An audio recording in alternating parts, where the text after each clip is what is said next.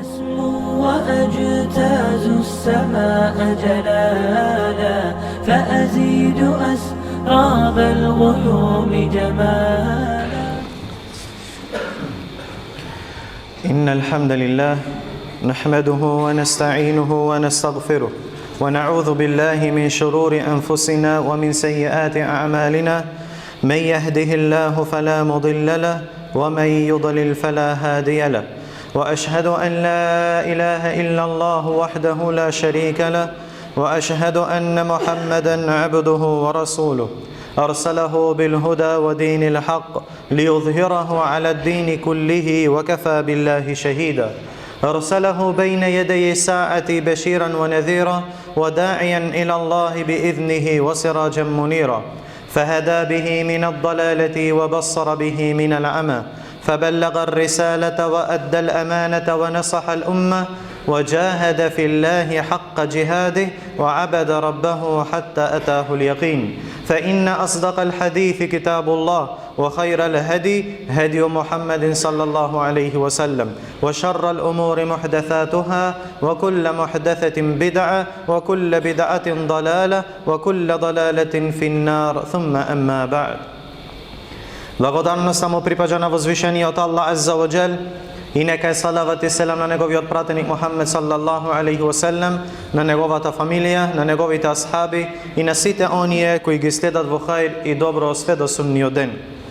Во претходната худба зборувавме за некои од правата на сопругот над сопругата и за обврските со кои исламот го чува семејството и брачната заедница. А денеска со Аллахова помош ќе продолжиме со оваа важна тема и ќе спомниме уште неколку права на сопругот.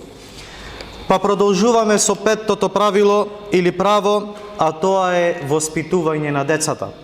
Децата се најголемо богатство на семејството и плодот на домот и на овој уммет. Мајката носи голем дел од одговорноста за нивното воспитување, па уште од мали ги учи на убав морал и ги им садува во нив благородните особини све додека не пораснат.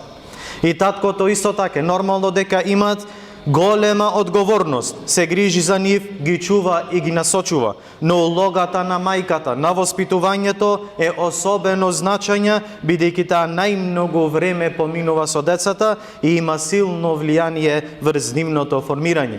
Но нешто нажалост денеска многу често се гледат е теа што многу мајки ги оставија своите деца без да ги одгојат на оне што е исправно, без да му укажат на оне што Аллах Азза ва Джалле го сакат или е задоволен. Па наместо теа или ќе остаат цел ден на телефон или на телевизор само да не му досадват, или пак ќе остаат како што заставаат да скитаат по цел ден без да питаат ке се и што прават. Ове не доликви на една верничка, а посебно не на она верничка која сака да и одгои своите деца на оне што е хајр за ними. Шесто право е добро однесување кон неговите родители и почитување на неговото семејство. За разлика од оне што е проширено во последно, дека жената нема обврска према родителите на мажот. Ове е многу голема грешка и ове не е исправно. Баш напротив, должна е да ги почитува родителите на својот маж и неговото семејство.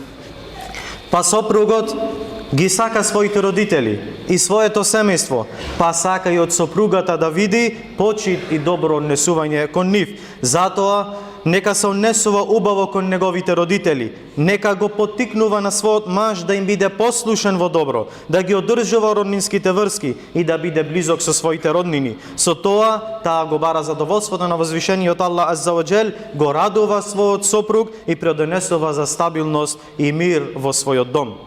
Седмо право, многу битно, а тоа е да бара дозвола од својот сопруг. Сопругата не треба да излегува од домот без негова дозвола, ниту да пушта во него некого за кого знае дека сопругот не сака да влегува. Се пренесува дека Аллаховиот пратеник саллаллаху алейхи ва селем рекол: од вашите права над вашите сопруги е да не им дозволуваат на оние што не ги сакате да пристојуваат во вашите домови и да не пуштаат во вашите куќи некого кого вие не го сакате.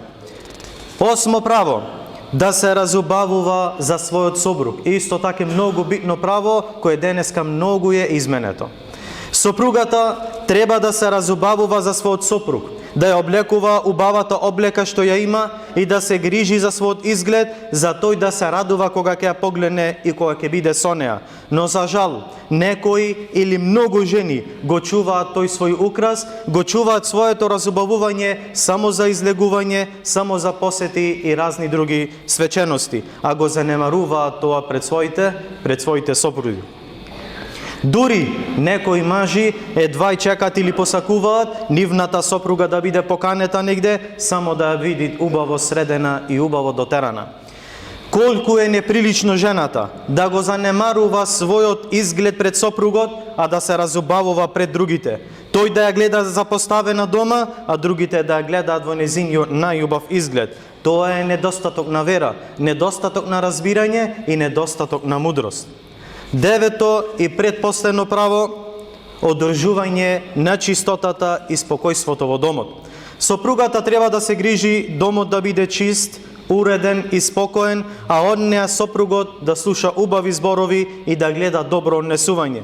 Исто така, не треба жената да го оптоварува со барање на неговите можности, туку да се одликува со задоволство, да е задоволна оне што го имат својот маж, и незиниот маж, и да настојува домот да биде место на мир, удобност и спокојство. Исто така денеска, посебно кога имаме свадби, ове е многу спротивно. Зошто? Затоа што многу жени ги оптоваруваат своите мажи за соработи кои тешко му е да и постигнет. Само да се заврши цвршувачка, или суннет, или свадба, или шо и да е.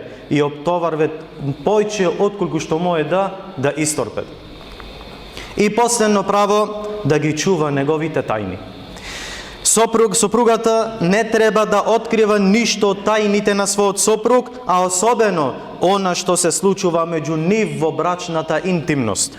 Аллаховиот пратеник салаллаху алейхи ве селем строго предупредил на тоа и рекол: може би некоја жена раскажува за она што се случува меѓу неа и нејзиниот сопруг. Тогаш асхабите рекле: да, се колнеме во Аллах, о Аллах пратенику, и мажите и жените го прават тоа. И мажите зборуваат за своите интима со нивните жени, а и жените зборуваат овие тајни за нивните интимни односи со нивните мажи.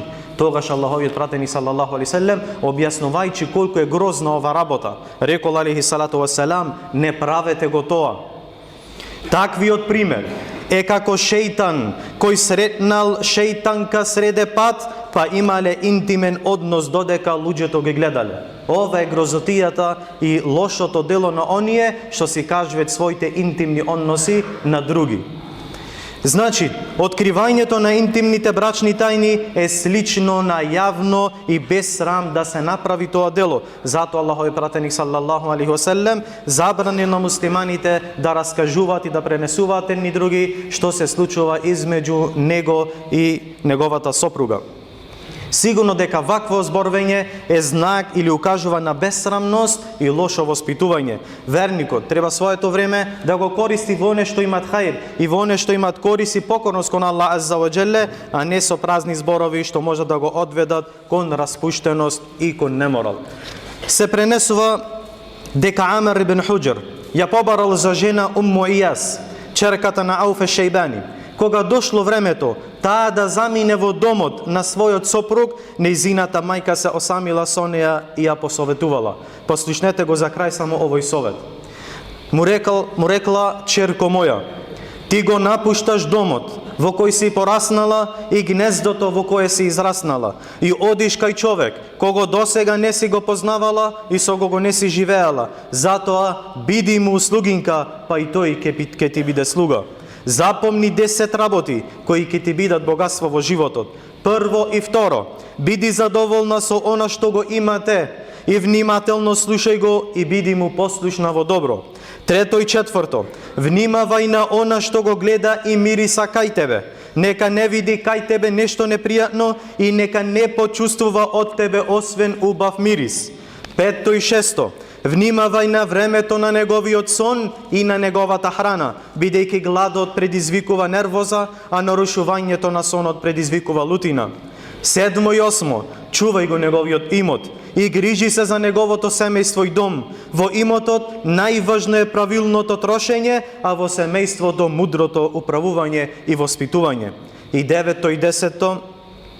Не противи му се во она што е добро и не откривај ги неговите тајни. Ако му се спротивставуваш, ќе предизвикаш лутина во неговото срце, а ако ги откриеш неговите тајни, ќе ја изгубиш неговата доверба. И внимавај, не покажувај веселост пред него кога е загрижен, ниту тага кога е радосен. Овие се златни поуки на мајка која посоветува својата черка во денот на незиното мажење. Па го моля на возвишениот Аллах Азza wa Jalla да ни уцврсти на неговата вера, да ни покаже правиот пат и да ни го олесни неговото следење и да ни го покаже лошиот пат и да ни олесни да се оддалечиме што подалеку од него. И го молиме на возвишениот Аллах Азza wa Jalla да ни спои нас и нашите фамилии во оне што е хајр за нас и на дуња и на ахират. Баракаллаху ли ва лакум фил Qur'anil azim wa nafa'ani wa iyyakum bima fihi min al-ayati wadh-dhikril hakim. Aqulu qawli hadha wa astaghfirullaha li wa lakum wa li sa'iril muslimina min kulli dhanbin fastaghfiruhu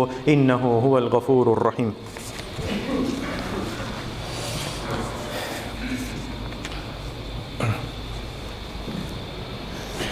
الحمد لله وحده والصلاة والسلام على من لا نبي بعده وعلى آله وأصحابه ومن تبعهم بإحسان إلى يوم الدين. فاتقوا الله أيها المسلمون وصلوا على خير البرية والهدى، فقد أمركم الله في قوله إن الله وملائكته يصلون على النبي يا أيها الذين آمنوا صلوا عليه وسلموا تسليما. اللهم صل وسلم وزد وبارك على عبدك ونبيك محمد صلى الله عليه وسلم، وارض اللهم عن الخلفاء الأربعة أبي بكر وعمر وعثمان وعلي وعن سائر الصحابة ومن تبعهم بإحسان إلى يوم الدين. اللهم أعز الإسلام والمسلمين وأذل الشرك والمشركين ودمر أعداءنا وأعداء الدين يا رب العالمين.